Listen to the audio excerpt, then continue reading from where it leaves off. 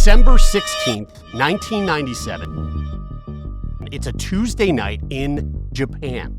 Kids all over the country are settling down to watch their favorite cartoon, Pokémon. Life is good until suddenly it's not. That evening, episode 38 of Pokémon, titled Dennō Senshi Porygon, airs, and within minutes, absolute chaos breaks out. In homes across Japan, children start collapsing. They're shaking uncontrollably. They're losing consciousness. They're puking all over the floors.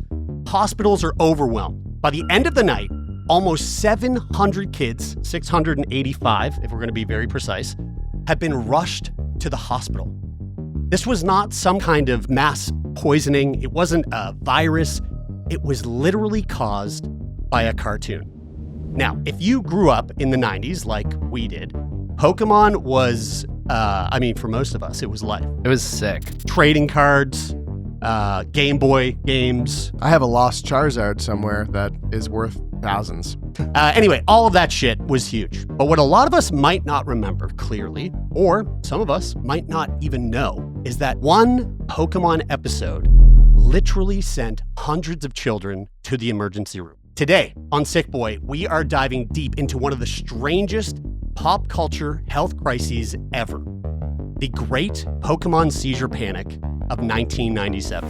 We're going to break down exactly what happened, why it happened, and how it changed media forever, and why it's still weirdly relevant today. Oh, and big spoiler alert, hashtag justice for Porygon, because our little dude took the fall for something that Pikachu did. We're just going to set the record straight today. Just to be fair, you definitely don't want to blame Pikachu for anything. He's so beloved. Pikachu's got to pass. That shit's going to change today. Let's get into it.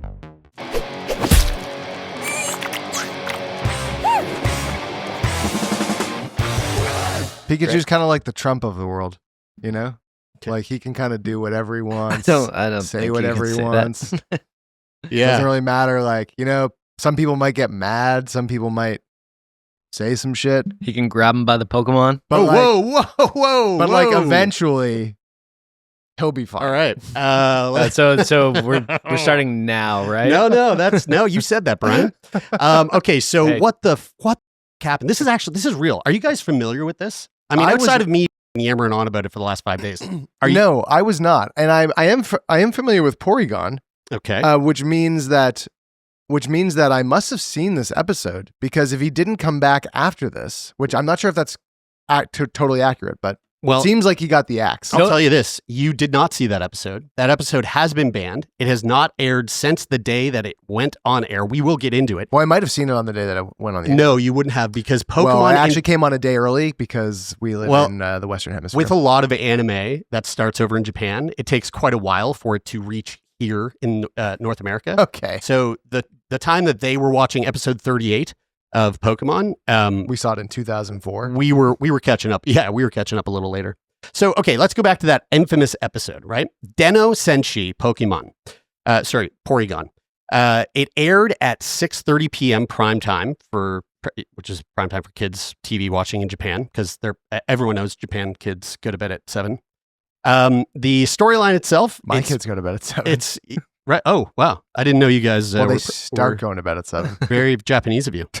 I feel like you wouldn't be watching a TV show though at 6:30 if your bedtime was 7. No, yeah, be a little. Especially not one as hype as Pokemon. In Japan, they do. Yeah, you need some time to wind down. So the storyline of this episode's pretty classic, standard shit. Ash and the gang, they get trapped inside of a computer. The episode was very reboot. Yeah, that was not a standard Pokemon episode. But standard for it's adventure. It's Pokemon Adventures, Right.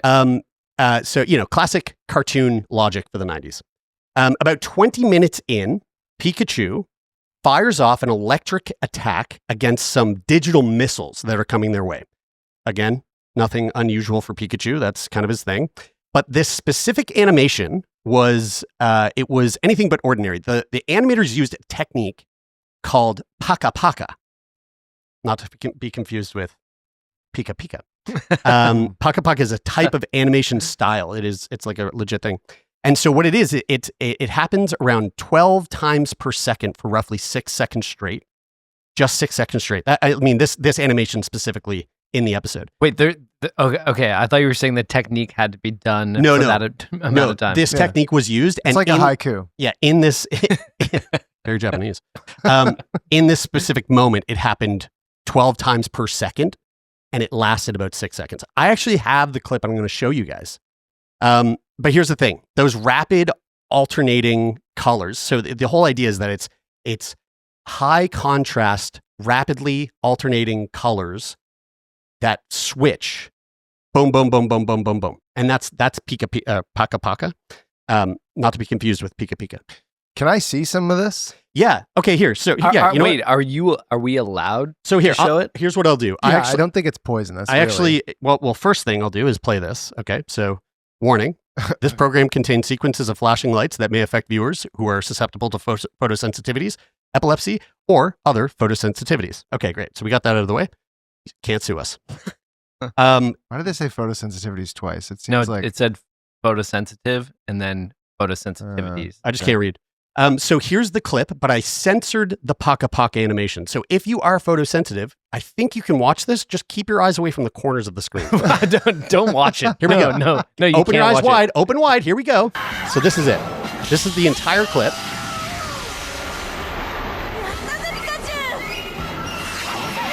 And then we come back, and that was Porygon. Really quickly, you saw Porygon. So here, I'll pull up Porygon. Okay. Actually, you know what? Before I do, I still feel like Who's that Pokemon? well, that Pokemon is Porygon. I remember Yeah. Porygon. So Porygon was sick, and I really liked Porygon at the time because obviously you can see he looks very different. He sort of has this like lo-fi. For the people that are just listening at home, Hey. please come on over to YouTube where you can check out our new digs. You might have noticed if you're listening on Spotify or Apple, we have a new logo. Well, over on YouTube, you can see that logo in a video. So come on over and check it out. We rebranded. He's got like that. He's a low poly Yes. Pokemon. You know? So Porygon, for those listening, is he's a polygon Pokemon. He is 2'7" in height. He weighs about 80 pounds. The guy's he's a thick boy. He's a little thick like pitbull. It's funny because they say category is virtual, which leads me to believe that he's only available inside some digitized version of the world. So Porygon is a digital Pokemon. So how does he have a weight? Oh, well, we have weight, and we're in a simulation. Yeah. Fair enough. I play WWE, and my wrestlers that I play they have a weight. Okay. Yep. Yeah. Fair. What are you, dumb? His gender. Now this is kind of cool. Back in 97, his gender unknown. Now unknown back in 97 was I think also stood for non-binary. Porygon Didn't identify. does not identify in any, which is interesting, any binary gender. And he's just a bunch of binary. And he's digital. And he's just a bunch of ones. This guy is binary, and he goes, but I'm not. This guy, Porygon was ahead of his time. Pushing digital boundaries. He's a virtual Pokemon, like Taylor said, and his abilities, he can trace and download and probably color within the lines. So that's Porygon. Now here's the sort of quick stats here. By the time the credits rolled, well, actually here, let me pull back. The Paka Paka, those rapid alternating colors, they also typically are high contrast. So like black, white, right? Or do you have a version of that video of that clip that you can show me? I do. Without us getting sued? I'll get to it. Okay. I'll get to it. All right. So it that flashing light thing, or that flashing animation turns out to be a nightmare recipe for people that live with photosensitive epilepsy, or PSE. Okay. Was this not like a known thing? It's not like if Paka Paka was a known technique, were they not like, hey, by the way, if you use this technique, it might make people have seizures? So it was, from what I gathered, it was somewhat of a known thing in some parts of the world, and in other parts of the world, it was not. And also maybe not used in such a culturally relevant context like Pokemon, where so many people are viewing at one time. And not just Pokemon, anime. So this is Paka Paka is a big anime style technique of animation, right? Mhm. So by the time the credits rolled on that episode, emergency lines across Japan were jammed with panicked parents calling ambulances. Again, 685 kids rushed to the hospitals. Symptoms ranged from dizziness to nausea to partial blindness to full-blown seizures, where you gotta like stick something in their mouth. That's what you're supposed to do. Don't stick anything. Maybe here. Let's bring this back up. Don't stick warning: stuff. this program contains sequences of bullshit advice that you should not follow. Okay. So the media frenzy and panic was wild. Okay. The reaction the next day was very intense. Kids show up to school, right? It's in the newspapers. It's on the morning news. It's in the radio. They're all over it. Kids are hearing this from their parents. The parents are telling parents. They're asking. Everyone's freaking out. And the kids are going, "Oh my God, Pokemon's dangerous. Pokemon's hazardous." The parents are going, "It's deadly." And did they know that it was happening at this during this certain sequence, or they were like this one episode? But the panic ensued where Pokemon got pulled from the airwaves. They went, "We're not going to." But did they know? The way that this happens, and did they know it was that sequence in the episode? No. They're just like, we don't know what happened. They were watching Pokemon, and now they're in the hospital. It wasn't just Pokemon either. Okay, so there was fear about TV in general. Right. Parents were terrified that other cartoons might trigger a similar incident, and Japan even started calling the incident Pokemon shock. So these people were left with Pokemon shock. Whoa. According to a Japan Times article published the next day, even the animators were completely baffled by the incident. So Takemoto Mori, the producer at Shogakukan Production, the company behind the animation, said, quote, "We are taking the situation very seriously, but we cannot understand why it turned out this way since we did not use any special technique." So again, they're going, fucking do this shit all the time. But they did use He explained the Paka technique. Paka effect clearly. He said, different colored lights flash alternatively to cause a sense of tension. These techniques are common and used in animation widely. They do not constitute foul play. Mhm. So to them, they don't understand that this is having an effect on people who have PSE. It is strange though that it's not something that's been noted at some. Yeah, I mean, Well, I feel like my whole yeah. life. I feel like my whole life I've known flashing lights may cause Because obviously seizures. there has to be a genesis somewhere where you make a realization, but it does seem kind of odd that it happens in this prime time, probably millions of kids watching all at Yes. once Yeah. thing. You'd think that there'd be something that popped up here But and there. is this the before. genesis? Is this the thing? Is which we will get to in deeper detail. This is- Culturally, was it? Were you Nope. flashing lights cause you? Nope. Not. This moment, this one event, this one Pokemon episode is the entire reason why today we have warnings like this when you go to see a concert, when you go to see a play, when you go to a movie, when you turn on a television show.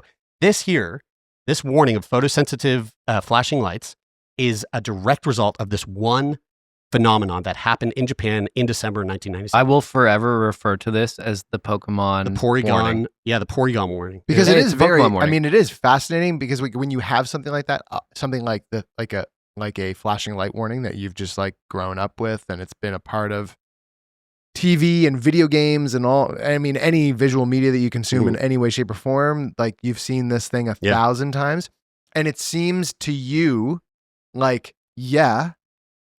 of course. obvious that it does that. And so it's hard to believe that there was a time. It's hard to believe. It's hard to believe that there was a time where nobody was thinking of. It's that. hard to believe there was a time when there wasn't TV. Yeah, it's hard to believe there was a time where no one knew this. Gotta catch 'em all. Do you know what? I think we'll probably get Here, flagged. you know what's interesting, and had to turn that off. maybe you'll talk about this a little later. So if you are, just tell me and I'll shut up. But I wonder if there's a relationship between so the anime style exists and it's been used. Specifically, one of the producers said the Paka Paka technique is classic and has been used hundreds of times in the past, but I have never heard of such damage stemming from the technique. So I wonder if there's a correlation between you have this technique that has the potential to do this thing, but maybe TV screens didn't work in a way where frame rate wasn't high or enough. maybe frame rate or something. Yeah, like where it didn't work, and then all of a sudden there's like a technological innovation. Now TVs work differently, and now there's like, unbeknownst to everybody, there's like this perfect recipe. It was like black and white before, and now it's color. Well, let's get into the science of it then, and I will get to I'll get to what you're getting at there, and again, just you might have heard it in the intro there, but I want to just also mention before we get to the science is Porygon poor Porygon. So this whole thing, right? This episode, Dennō Senshi Porygon. Sorry, Dennō Senshi Porygon. What does that mean? Dennō means digital. Senshi means dinosaur. Porygon means he's a digital dinosaur. Porygon. Actually, that's awesome. No, I have no idea what it means. So Porygon got blamed for the whole thing. Excuse me. And if you watch, which we will watch the animation, it wasn't. It was Pikachu that did the thing. Pikachu made the Paka happen. So Porygon was the scapegoat. Porygon was just trying to save his ass and get out of this. It was Porygon's special episode, and Pikachu's, Pikachu. Like I said, but they didn't want to blame Pikachu. To this day, like Trump, more than 25 years later, to this day, Porygon has been effectively blacklisted from Pokemon anime. He basically took one for the team and became Pokemon's official scapegoat. And Pikachu still no way. But they it's so cute though. Did the executive team basically go like, hey, look, this was just this it happened in this episode, a special episode about this Pokemon. Yeah. We just won't ever show that Pokemon again. Trump. We won't ever show that Pokemon again. Okay. My Trump impression sucks. And I don't even like to think about him in my head for that long. So never heard of him. Porygon, don't know him. Never heard of him. Loser. Okay, so absolute loser. His wife looks like a horse. Okay, so we know what happened. A cartoon flashed some lights. Hundreds of kids hit the deck. But why? Okay, how does a simple animation sequence animation sequence trigger a massive mass seizure? Well, first off, we got to get clear about what we're dealing with here. So, photosensitive epilepsy, or PSE, like I said, is simply put, it's a type of epilepsy where seizures are triggered by specific visual patterns and flashing lights. Roughly 3% of people living with epilepsy have PSE, which is small. That's a small percentage of people so out of the people that live with epilepsy, 3% of them have PSE. That's so interesting because I feel like culturally, like I would have guessed before that like 75% of epilepsy is photosensitive epilepsy. Yeah, but it's because of this, and it's like when something happens and it's so egregious that even though it's so rare, like so COVID. unlikely, yeah, exactly, like COVID. Don't get me started. And there is more to this that it becomes like so serious all the time. It's like more in the zeitgeist than totally, like, and then it makes you feel like it's really common and it's always happening, even though the only reason it's there is because it happened like once, but it was a kid and like a kid died or something. I can't wait till we get further into this because there's an interesting take here. But here's the other thing: PSE, it's most common in children and teenagers, which is an interesting little tidbit, which could explain why so many kids were affected. They'll grow out of it, right? So here's the science: our brains, they work using electrical signals, little bursts of electricity, like Porygon. And these little bursts of electricity are bouncing between neurons. And usually this electrical activity stays really balanced and controlled. So it's just like it's happening, it's balanced, it's following the nature of things. But certain visual patterns, especially rapid flashing lights, can disrupt this balance. And it's a phenomenon called neural entrainment. Okay. Neural entrainment is basically when external rhythms, like flashing lights, force our brain's neurons to start firing in sync with the visual stimuli. Another really common thing that can cause PSE people to have that neural entrainment is like if you were looking through trees and you saw headlights going through the trees at nighttime, that would be a really you would see and then all of a sudden the electrical stimulation in your brain is following. It just goes, oh, I love this song. and like it just can't help but dance. Especially if it was like a Christmas tree farm, where like all of the trees are like perfectly in a row. Yeah. And it's like, so if you imagine your brain like a dance floor, normally your neurons are dancing freely. It's like they're feeling the music, vibing. And they're all doing their own thing, but then suddenly strobe lights hit, and now they're all forced into this one rhythm. It's like the scene from the opening of Blade when all the sprinkler systems just start raining blood, and it's a strobe light, and the guy just can see all the vampires coming at him at the exact same rate. What year did that come out? I want to see Blade. 1997, same year, dude. Holy. Don't watch that movie, because I'll tell you right now, it doesn't have this. Guys, do you think that this was actually all a conspiracy to cull anybody with epilepsy? Oh, sorry, you said cull, and I heard call. No. And so my brain went into neural entrainment trying to figure out what the fuck you were talking about. So for some brains, especially people predisposed to epilepsy, this synchronized firing can overwhelm the circuits, causing a seizure, basically. So here's the key details. Not just any flashing causes seizures. It's the frequency and the speed of the flashing. That's what's critical. So when you guys were asking, like, why hasn't this happened before? Well, there's a danger zone. Flashing lights between 5 and 30 flashes per second are most likely to trigger seizures. And the Pokemon incident, if you remember, 12 flashes per second, which is right in that sweet spot. So I want to show you, here's the animation. I slowed it down basically by 100%. So I doubled the clip. It starts slowing once the Paka happens, okay? Wait. But what? No, stop. That's 6. If you doubled it might still give you a seizure. No. It's okay. Open your eyes wide. Don't watch this. Oh wait, sorry. That was the fast one. Jesus Christ. Okay, here we go. Here's the slow motion one. All right. Now again, this is like a 16-second clip. This is what they saw, but it was going much, much faster. It's like red, blue, purple, red, blue, purple, red, blue, purple, red, blue, purple.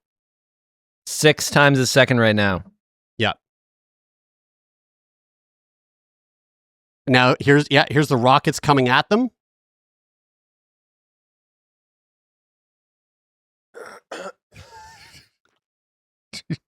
Jesus Christ. And that's what it would have looked like for a parent. So I was doing that to show you guys. Right. Yeah. That's scary, right? That is scary. Yeah. Oh my goodness. Can you imagine Goodness. how scary that was? Imagine your child that. doing It would that. actually be really scary. So now here's another interesting little thing, right? True epileptic seizures versus psychogenic seizures. So now we're gonna open this up even further. What's a psychogenic? Fake news seizure? Yeah, not really. Interestingly, not every kid hospitalized had epileptic seizures or had epilepsy in general. Okay, many had what's called a psychogenic seizure, triggered by panic or anxiety. So epileptic seizures are directly caused by abnormal electrical activity in the brain. Man, I almost had a psychogenic seizure. Dude, right and there. then something happened in my earbud that almost gave me a seizure. Psychogenic seizures are not electrical.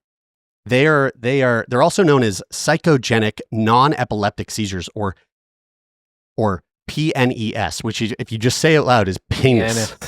So penis or pseudo seizures, I like penis more. Yeah, are episodes that resemble epileptic seizures but are not caused by this abnormal electricity in the brain. Instead, they're thought to be a physical manifestation of psychological distress, such as stress, trauma, or mental illness.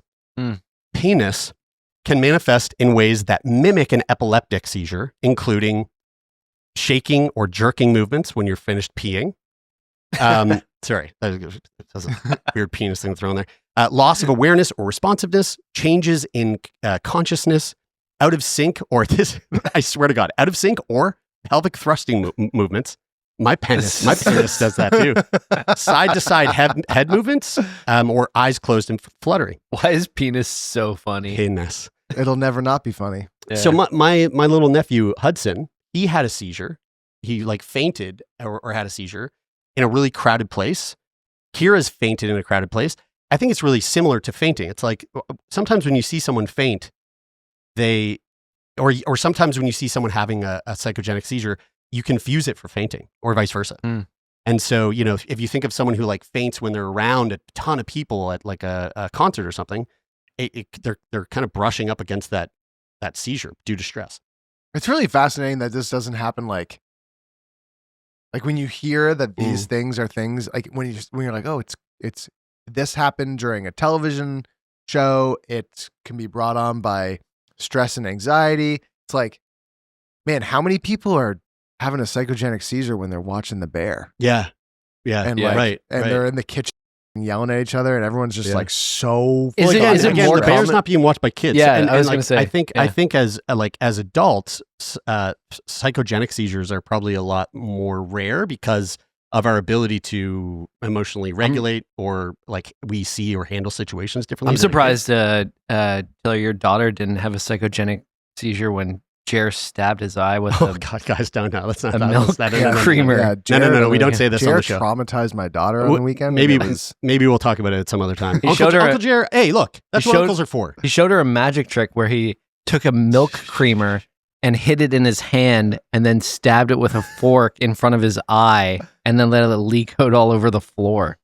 she was triggered. It was like the I got your Okay, okay okay. thing on Guys. like times a million. It was really funny. All right, so here's some myths, right? The myth is photosensitive epilepsy means you can never look at flashing lights. The reality is that only specific patterns, frequencies, and intensities actually trigger seizures. Most people with epilepsy aren't photosensitive, and even those who are photosensitive can safely watch TV, play video games, and live a pretty normal life with some precautions. With warnings.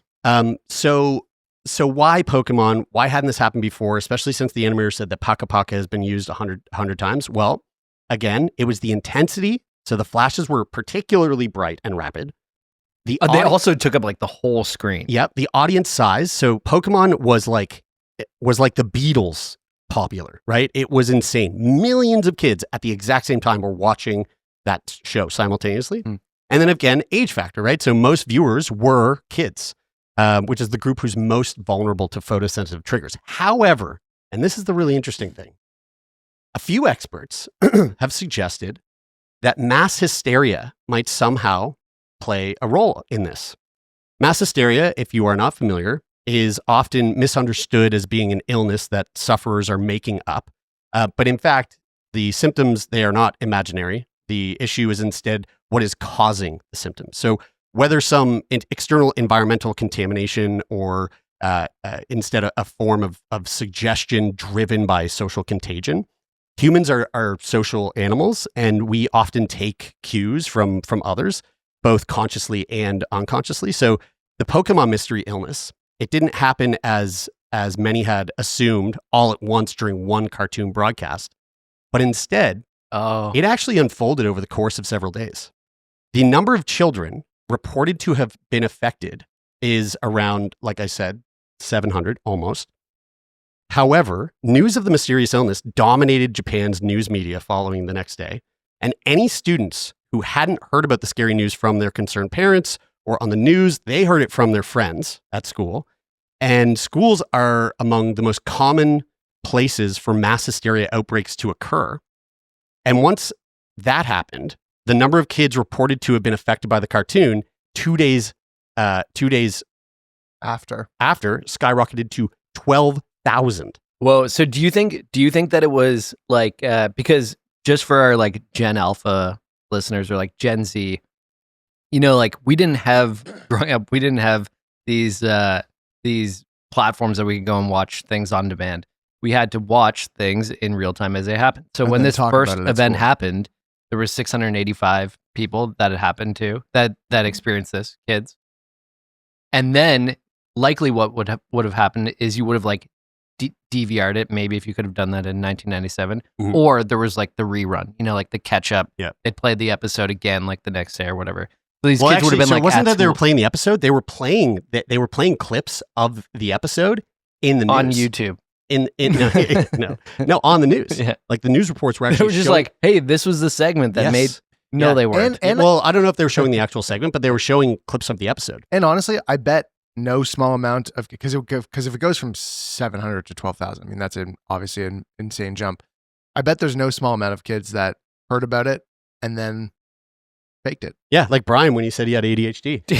Do you think though? Literally, said like, I saw this clip, told their parents that they passed out. Yeah, or whatever. dude, I don't gotta go to school today. In defense, totally. so in defense though of like also probably some of the real people, like 12,000 is crazy for it to jump to that much, and so there could have also been the effect that somebody did have a seizure and their parents brushed it off the night before because they didn't know why it was, and then the next day when they saw the news, they were like, "Oh, fuck, I should take my kid to the doctor." Maybe. Now this isn't from Japan because I couldn't find one, but this is a BBC broadcast about the incident. And again, just like if you watch the way that they report on it, if you were a parent seeing this, you'd probably be like freaking out, maybe talking about it. An investigation's underway in Japan into why more than 600 children suffered from convulsions and vomiting after watching a television cartoon program. It's thought that bright flashing lights in the cartoon, Pocket Monsters, were to blame. Andrew Burrows reports. I also did not realize that Pokemon Almost stood every for Pocket Japanese Monsters. child knows Pocket Monsters. Why and does its this look star, like the Pikachu. 70s? They play the know. Nintendo Well, 'cause, computer game. They even sing the Pocket Monsters song. Wait, More children hold had on. fits when Pause for a excerpts second. were replayed So here- on the news. Doctors said They're actually victims were showing shocked the into clip a here. kind of hypnotic trance. I mean, Parents and look at are those kids. alarmed. They're broken. Guys, were they just playing a game in 1997 that looked like it came out in 2008? We're living in a time where nostalgia's huge, and throwing back to old games. I mean that's been around forever. No, I mean in the clip that came out in 1997, it looked like the kids in the 1997 clip were playing a video game from 10 years in the future. Yeah, but they're playing it in Japan. Japan's been ahead on the graphics forever, dude. But think- N64 just came out. I think you need to remember that N64 came out in Japan in 1943, dude. none of this is During real, the war. And It this came is- out right before the bomb dropped. and this is all a simulation, and Yeah. none of this is real. Oh my God, I don't know what to believe anymore. So let's talk about the legacy that this left, right? From this giant panic to the prevention that we talked about earlier. So first off, this incident immediately forced Japan and soon after the entire world to implement very strict news broadcasting guidelines. The key changes were TV networks in Japan introduced mandatory seizure prevention guidelines almost immediately after the event. Rules included restrictions on brightness, speed, and color of flashing images, and many countries around the globe quickly adopted similar standards. Now, in that news clip, if we had played it a little further, there's actually someone who, from the BBC, was talking about how they have already been implementing this and how they have like but it's not, there were not like strict rules. They just had a sort of guideline that was like encouraging broadcasts to, hey, maybe you should tone down the black and white flashing in this moment. But it wasn't like a strict regulation. So this was what spurred the regulation. And the legacy that has started, this isn't some like distant relic, right? That was some bygone era. It's still super Polygon era. but this Porygon era, it's still incredibly relevant. So I know that 99% of our listeners are massive Swifties. And so Taylor Swift's Eras Tour movie, the video of the concert, it actually starts with that warning, explicit seizure warning attached to it. So when you see any kind of major release, concert films, video games, streaming series, they all routinely come with photosensitive epilepsy warnings if it needs it. And the practice directly traces back to that heightened awareness triggered by the Pokemon incident itself. So if you think about that, I mean, it's kind of crazy. One Japanese episode of a kid's cartoon is the impetus to literally change, to like, we all know now, it's like, we feel like there must not have ever been a time that people didn't like get those warnings. This is a weird thing about time. Like when I think of Pokemon, it feels like it's both been around in my life forever, and also it came in somewhere in the middle of my life. Like both of those things feel true to me. Yeah, I mean, like very early in your life, actually. But And it was very early, and also I would have never guessed that this warning stemmed from Pokemon. Like Pokemon to me feels like it would have been something that came much further after that warning did, Yeah. and to learn that that warning has come from this is actually really So here's surprising. another really cool part. It's not just those warnings. It's actually like proactive tools that have been developed as a direct result. So organizations like the Epilepsy Foundation have developed proactive tools to help prevent incidents like Pokemon Shock from happening. It's basically software developers use it to test content before releasing. So this is really big in video games. It analyzes videos, animations, and live broadcasts, and it spots risky flashing patterns that might trigger seizures that you might not even like realize are in there. Yeah. And obviously, like if the animators in '97 had this tool, this whole thing would have been avoided. Beyond technology and guidelines, Pokemon Shock also helped change the conversation around epilepsy itself.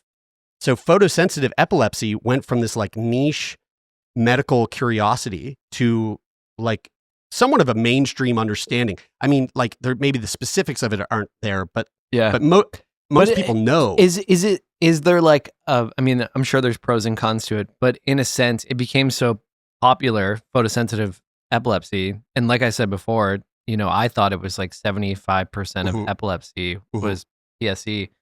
But is that like problem? Is that like its own sense of stigma where, you know, people like assume that? I think it's the reverse. Think about it this way. Okay. Let's think about a time where epilepsy is not really like vastly known about. 1996. All right. Perfect time. Right. And let's say you see someone have a seizure. When did the popsicle stick Skittles commercial come out?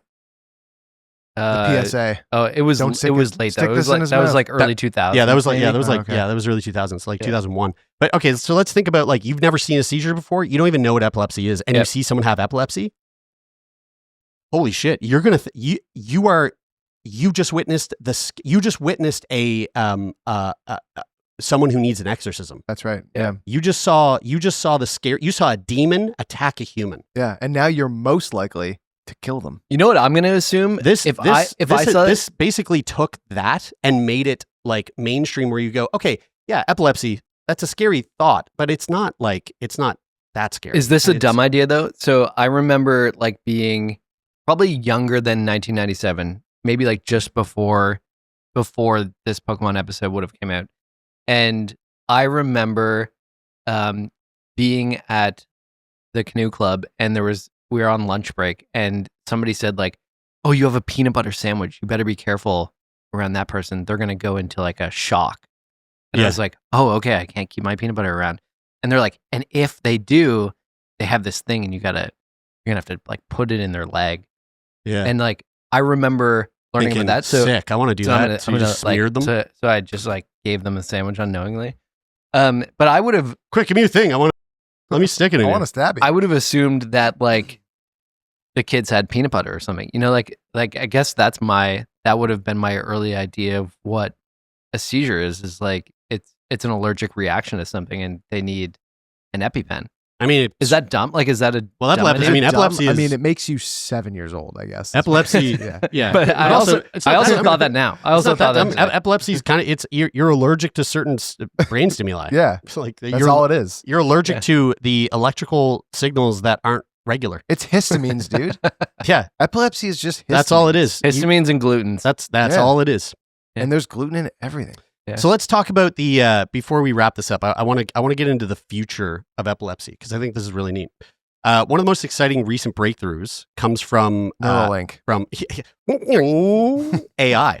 According to research published in New Atlas, scientists have developed an AI model that can predict epileptic seizures with crazy accuracy. The AI can predict seizures up to 1 hour in advance. Oh, Right. Wow, So it's how does basically that like, happen? and it can also tell you the weather the next day. Its accuracy is 99.6% accurate. what? And just think about how life-changing that is, right? So you're someone who has epilepsy, right? And instead of reacting to your seizure after the fact, you actually get a 1 hour heads up to like put all your ducks in a row, set yourself up in a nice, comfortable place. Like you set up all the things that you might need to like our friend Landis, right? Like she Yeah. has all these like things that she has to do after she has a seizure to kind of Like your comfort aftercare. her aftercare. You can get that shit You ready. know what's crazy about that too is that is also the best excuse to not do anything. Like Yeah. if like Oh, so if it's your just friends, predicting it. you It's call just- work at 7 Yeah. a.m. Go, hey, I just I found got a seizure out. coming. I found out that at the AI. moment I'm supposed to arrive, I'm going to have a seizure Yeah, so No, with 99.6% accuracy. So this is just predicting it. So Yes. So what like Neuralink is like one of the applications of Neuralink is to actually counteract a seizure. Sure. So that you've got the Yeah. Neuralink chip in your Yeah. brain if you've got epilepsy, for example, and it can basically detect the electrical that's about to happen. And it's like I'm probably totally butchering this if like Oh, yeah, someone you definitely scientific are. is listening to it, but like sort of in a similar way that active noise canceling noise cancellation happens, where you've got the sound signal you go. coming in, it releases an equal and opposite sound signal that cancels the sound, so that's why you don't hear it. That'd be like kind of similar in the sense of a seizure, that it would basically send out an electrical impulse that like cancels out the seizure. you just I'm put about to have a impulse. seizure because I'm so lost. No, you don't get that? No, you're so scientific that I can't even follow. Here's the But actual. that it would basically go, oh, you're about to have a seizure, send out an electrical impulse that counteracts it, and then you don't have the seizure. yeah, right. I don't think you butchered that at all. There was like almost no bro science to that. The There tech, really actually wasn't. the tech behind the AI piece, how that works is that the AI obviously is trained on a bunch of data recording brainwaves from people that have epilepsy, hundreds of hours worth of EEG data. So it learns the subtle patterns, tiny signals invisible to the human eye that reliably precede seizures. And the way that they're looking at utilizing this is through wearables. So like, we've got Garmin watch. You basically have a device, you wear it. It can sense the seizure coming an hour in advance. You get a simple alert on your watch or your phone. It says, hey, get somewhere safe. You're about to have a seizure. And then it shifts epilepsy management completely from reactive to proactive, giving, just the sense of like control that you would have as a person with epilepsy. Because like, I feel like, I don't have it, right? But if I had epilepsy, I think the part that would fuck me up so much is like Donut, my dog, had a seizure. And after he had that seizure, for the next 2 weeks, I was just like on my toes going, when is the next one? Yeah. Right. So imagine just Yeah. being like, hey, you know what? I'm actually going to get a little warning. And I know it's like, I feel like there would be such a relief in that. Yeah. It would be kind of trippy too to get that warning. Like just knowing that it'd be you're so going annoying, to right? It would turn the seizure from scary to annoying. You go, Yeah. oh, fuck. Sorry guys, I'm going to have a seizure in an hour. I mean, it's Ugh. yeah. I mean, when you got a meeting, like a phone call meeting, Yeah. and you're like, you And you don't need to be on it. but you're like- kind of like it's an hour before the meeting, and you're kind of like, well, I can't really start that because if I start it now, I'm not going to be finished. And I'm That's not my life with every and single so like thing in you're my kind of entire thinking like, day. well, what am I going to do now? Yeah. Like when you're like, And I then- got to have a fat before the meeting. and then, yeah, totally. I mean, like, But I don't have time to have a fat before I don't have this time meeting. to have a good fap. I only have time for a shitty fap. Can't wait to say that. Too. And I so, know. and so you just like you kind of waste 20 minutes trying to think about what you should do, and then you're like, and then when you get closer to the meeting, you're kind of just like, Dude, an I'm just hour, waiting for this- you're waiting for the meeting to start. Your brain works like that an hour before a meeting. Mine works like that at 9 at the minute my eyes open on a day that I have a meeting at 4:00 in the afternoon. Yeah, I just tell my brain not to do that. Yeah, that's great. Well, folks, that's it. That's the story of how a Japanese cartoon changed the world, literally, and how it might lead us to a brighter, safer, more predictable future. So, if you enjoyed that, go share it with your friend who is still playing the Pokemon game. What's that one where you spin it and you try to catch Pokemon them all? Go. Pokemon Go. If you're still playing Pokemon Go and you haven't listened to this, you are a poser. I think Pokemon Go is still going strong. It's still going. I was playing up until like last year occasionally for fun. But I just want to say too, before we fully wrap into the credits, we should say that we just brought a new podcast onto the Snack Labs network Oh yeah, called What the F. yeah. Speaking of epilepsy, Yeah. That is all about epilepsy. the show's about epilepsy, and it's hosted by former Sickboy guest Landis, who we had on the show to talk about her epilepsy. She's hilarious. She's super fun, and her show is great. So if you want to learn more about epilepsy, you should go check out What the F. because that content is fantastic, and who knows? Maybe I wonder if Landis knows about the Pokemon. She does now. Epileptic Yeah, seizure you know, panic of 90. Guys, this movie is you know- going to give me a you know, it's stress fu- seizure. It is. You're it not is- supposed to. You're not supposed to. You're not supposed to reference Sorry. it. Pause. Can you pause this? You know, what did I say? You're not supposed to fucking reference the movie I in the know, back. but We're supposed to fucking leave it. We're not. really- We're supposed to leave this. It's really creeping me out today. Yeah. Well, don't look at it, but don't say anything about it. It's making my Okay, stomach so, turn, dude. How many We're times back do I have in. to tell you? Okay. All right. Here, let's go back. Okay, into we're it. back in All right, and on. And by the way, you know what? Just actually cut this part out. I said to you, in Jordan Peterson's book, he says, if you can't listen to a leader, I know. then you are. I know what he said. Then okay, what did he say? If you can't listen to a leader, then you are a. That's it. Okay, we're So back here. in. All right. Cut back in. Hey, yeah. So anyway, And so I was gonna um, say that Landis. The cool thing about her seasons is that they're called seasons, like not like SEI? I'm seasoned. like SEIZE. yeah. Season. And season 9 is PNES. coming out. Season 9 is coming out in September. So you can check out all the other Nice. seasons right now, Love it. but definitely check out the new episodes dropping in September. All right, well, folks, if you want to support the podcast, like I said, share this with a friend who likes Pokemon, and make sure you are following the podcast on your favorite podcast app if you're listening. But if you want to watch the podcast, you can do that on YouTube. If you are on YouTube, if you are here, you've probably already heard it once today, but I'll say it again. Make sure you hit the like button because, like, that helps. Look, if you're watching this on YouTube and you look at our views, they're crazy low. Which if we showed you the numbers of our listens on the podcast apps, those are very high. So YouTube, I mean, I guess this is just not content that's like hitting. But it would help us hit if you just hit the like button and then subscribe. And I don't know, fucking play the video in the back end while you're doing work and just put it on mute. But also, if you shame, made it this shame. far, just leave us a little comment on the video. At Oh, yeah, least. for sure. You know, like Yeah. if Yeah. you got here, Yeah, that's great. it doesn't even have to be English. Just go. Yeah. Yeah. No, write something. Write something. No, it doesn't. It just. I think it needs to be. I don't think it does. And The algorithm knows how to decipher whatever you type. and if you want to come on the show and be a guest yourself, how can people do that, Taylor? They can do that by going to our website and filling out the guest form, which then lands on a spreadsheet, and then Jeremy looks at it. That's good. What's our website? Sickboypodcast.com. Is that it? Yep, that is it. And Yep. thanks as always to the folks who help us make this show happen. Huge thank you to Jeff Lonis and then all the other team in the background. That Big works shout on out this. to the Dose who hooked us up with these new visuals. Hope you enjoy the new Dose branding. Media. Guys, I'm And, looking at the camera angle here. I'm feeling like for the most part of this video, I was like almost off Don't worry. screen. Don't worry. You've got a solo camera over there, All right. which you are on screen, but we just kept blurry for some reason. Actually, I'm just going to censor your face the whole episode, and then people will know why. Because People will wonder why, and then when they get to this far, they'll go, "Oh, now I know why." right, because I could cause a seizure. Yeah. All right. That's it. That's it. What do you say? You're Brian. We say. I'm Brian. Oh yeah, that's right. We say.